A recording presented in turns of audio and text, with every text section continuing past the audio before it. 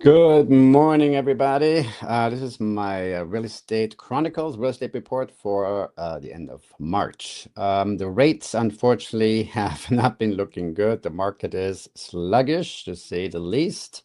Let me show you real quick the what we're going to talk about today. So the current 30-year fixed mortgage rates are around 6.1. If you look at daily mortgage news, let me just refresh this real quick and see if this is accurate. We have here, yeah, 6.47. So the contacts I have obviously are getting a better deal at 6.1. And this is something you could see right, where was it? I had it here. Nope, not here. This one here. So 6.125. Yeah, the market is, as you can see, new listings last 24 hours, LA County, not that many. Market is a bit slow. We have almost 80 days market. 80 days on market is usually long. 30 days on market is better. Usually that's a normal market. So it means the average is 80 days that the properties sit on the market, some even more. Let's talk about real quick 10 essential tips for first-time home buyers. And then also what closing costs does a home seller actually pay? And also Malibu land for sale. We have a listing at 2.1 acres, incredible 180-degree ocean views, which you can see right here. So this is PCH down here. And this is the property. So it's 2.1 acres. The house was up here. The house did burn down, so but the property is for sale. And the closest spot to the ocean at the bottom of the property is about 400 feet from the ocean. So this is available.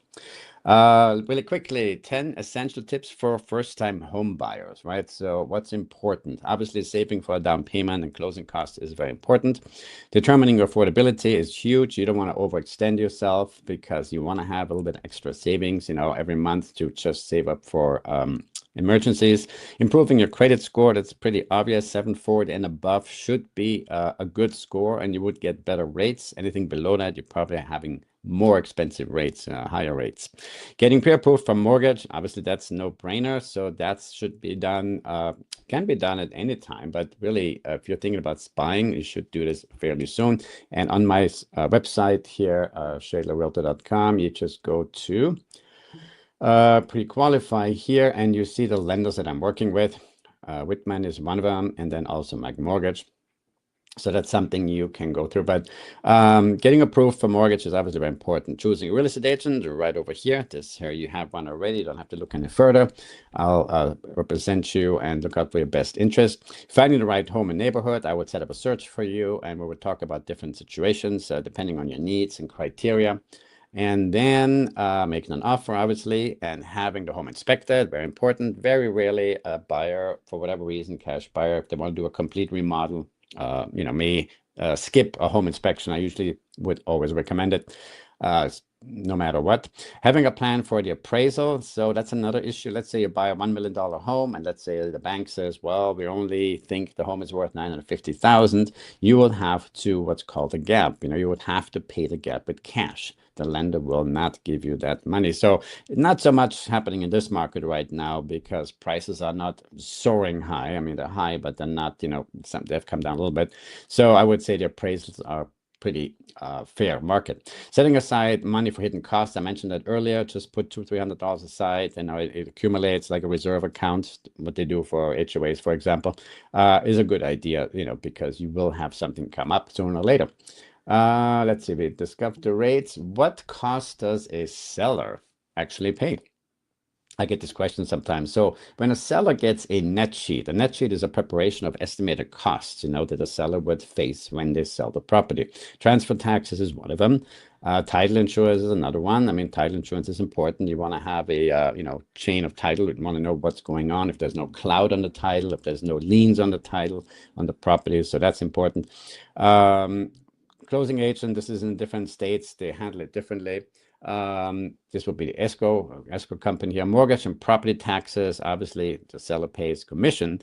And if you remember the last 2-3 years ago, there was this NAR lawsuit where sellers were sort of made aware that they don't have to pay for the buyer's agent commission, which always has been the case, but some were not aware of that. But that has changed again. So what I've discovered is that it's going back to the traditional way where the seller pays 5 or 6%, which means the seller pays 5 or 6%, who pays then the seller agent commission and the buyer agent commission. That has been the way for eons, and it's kind of going back to that way, because with my listing too in Brentwood, we had that where the seller would only offer 1% on the buyer agent, and they walked and said, we're not interested. Now we lost 2 deals like that. So after that, she decided to offer the 2.5 for the buyer's agent commission, and now we're under contract. And that's despite the fact that the buyer is submitting a BRBC, which is a buyer broker compensation form, which has to be submitted, meaning that the buyer is signing a paper stating that the buyer is paying the buyer's agent commission in case the seller doesn't pay it. But here's the thing. If the seller decides not to pay it, you'll have less activity on your property, less likely that people will come in and look at this and say, okay, I want to make an offer, because they go someplace else and they have the seller pay both, right? So this is something that's important. And seller may also offer concessions. It could be anything from paying partially closing costs, or could be a number of things what the seller concessions could be.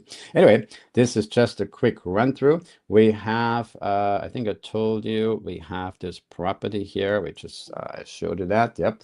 And I think that's it, yep. In that case, if you have any questions regarding real estate, please let me know. My number is 310-918-2260. It should be at the bottom of the screen. There it is. And until next time, thank you so much for your attention and for watching.